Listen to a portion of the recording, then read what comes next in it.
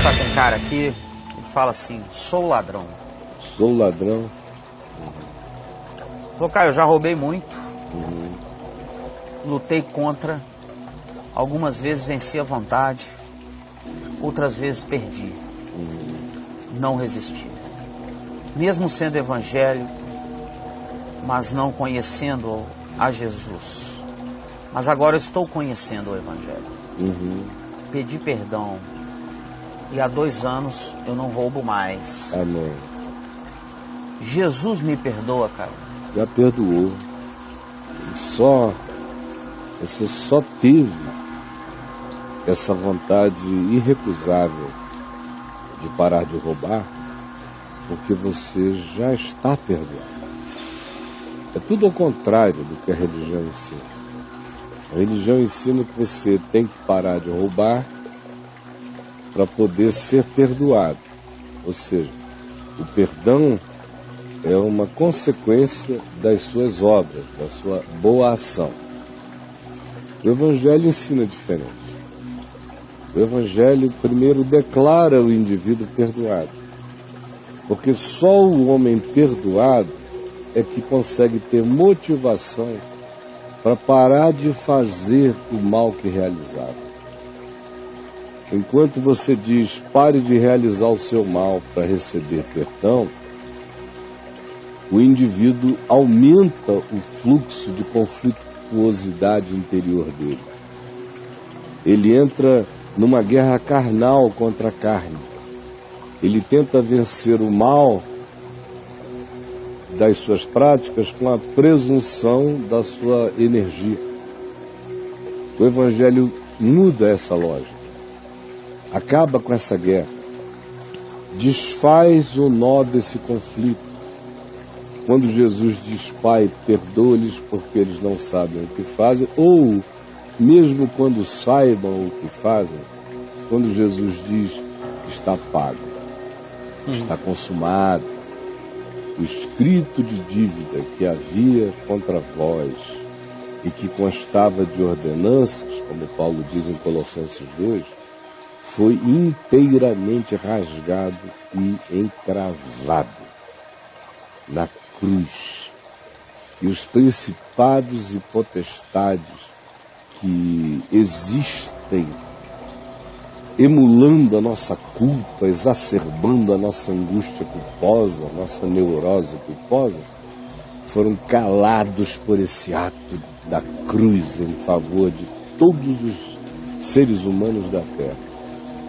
Foi por isso que, muito antes, historicamente, de Jesus, 1000 anos antes, quando Davi, o rei de Israel, adulterou com a mulher do seu general Urias, Batseba, e ela ficou grávida dele, e ele criou aqueles ardis, armadilhas, estratagemas para tirar Urias do cenário, usando a guerra como agente da morte dele, sem que ele próprio, o rei, tomasse qualquer providência direta para matar o general, a fim de ficar com a mulher que já carregava no ventre o filho dele, Davi, e com efeito o marido de Batseba, Urias, morreu, os meses passaram, Davi não sentiu nada. Continuou com Batseba, tomou-a para ser mulher dele, dormia com ela todos os dias, numa paixão candente, porque agora ele tinha que fazer aquele mal que ele realizou ser justificado pelo usufruir da história, e ficou embevecido e anestesiado. Até que Deus enviou o profeta Natã na casa dele e lhe contou uma história de um homem que roubara, que tomara uma única ovelhinha de um vizinho, enquanto ele próprio tinha condições, porque tinha uma quantidade enorme de ovelhinhas dele mesmo, mas tomou a cordeirinha do vizinho para comê-la, para regozijar-se com um convidado que ele trouxera para sua casa.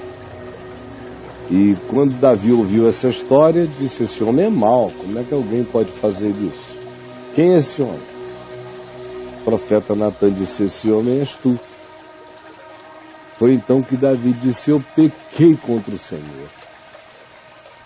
E entrou em estado de desespero, e o profeta lhe disse imediatamente: porém o Senhor já perdoou o teu pecado. Já perdoou. Você só está conseguindo enxergar porque a graça de Deus emulou você, provocou você para enxergar. Como diz Paulo escrevendo a Timóteo, concedeu-lhes Deus arrependimento. Isso é, na realidade, em Lucas, no livro de Atos dos Apóstolos, quando Lucas escreve, concedeu-lhes Deus arrependimento para a vida. E Paulo diz a Timóteo que ele pregasse, instasse, advertisse na expectativa de que Deus concedesse arrependimento aos seus ouvintes, porque arrependimento é graça, é favor imerecido. Quem precisa se arrepender é o homem que está fazendo coisas ruins. Na realidade, é o homem mau que precisa de arrependimento. Mas arrependimento é uma virtude muito linda. Arrependimento é uma graça extraordinária. Arrependimento é de uma nobreza extraordinária. Ora, como é que o indivíduo, que é justamente o homem mau, que precisa de arrependimento, arrepender-se-á? Se ele está fazendo coisas más e se ele é um indivíduo em processo de coisas ruins. De onde lhe virá, portanto, o arrependimento? Virá de dentro dele mesmo? É claro que não. O arrependimento visita a gente de fora para dentro. É uma infusão de misericórdia de Deus enternecendo o coração do homem que pratica o mal. Essa é a graça. E por isso o indivíduo que é visitado por esse arrependimento se endurece o coração, se torna cada vez mais empedernido. Mas se ele se deixa enternecer por essa visitação, ele é possuído para a vida, muda de mente, de atitude. Claro que os teus pecados já estão perdoados, em nome de Jesus. Agora vai, não peques mais, para que não te suceda coisa pior. Como diz Paulo escrevendo aos Efésios, aquele que rouba, ou que roubava, não roube mais. Antes trabalhe com as próprias mãos, para ter com que acudir ao necessitado. O fruto de arrependimento na vida do ladrão é duplo. De um lado é o trabalho honesto.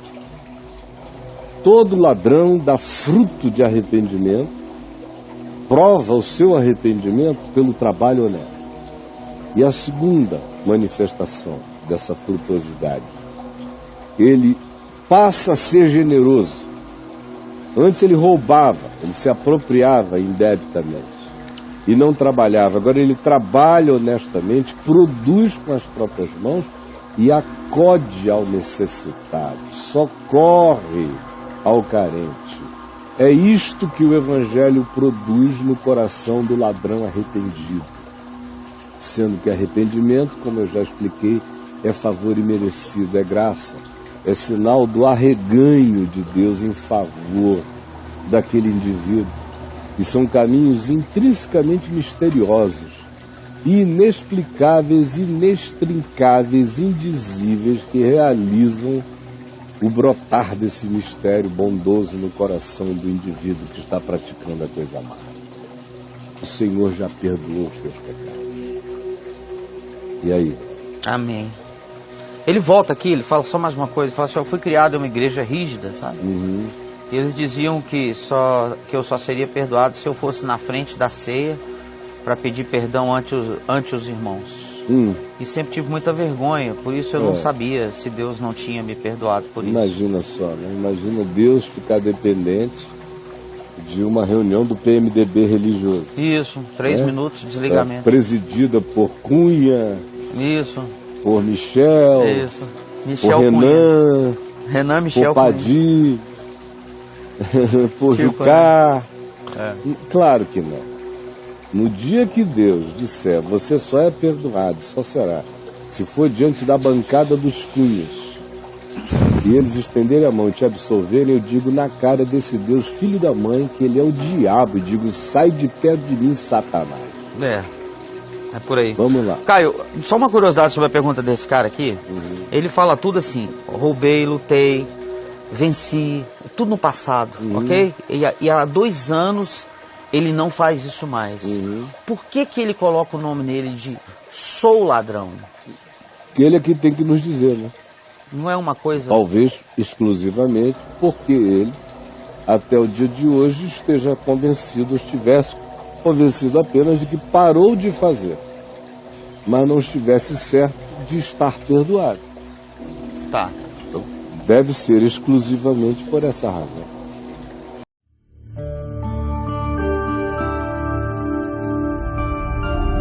Vem IVTV, o canal é você.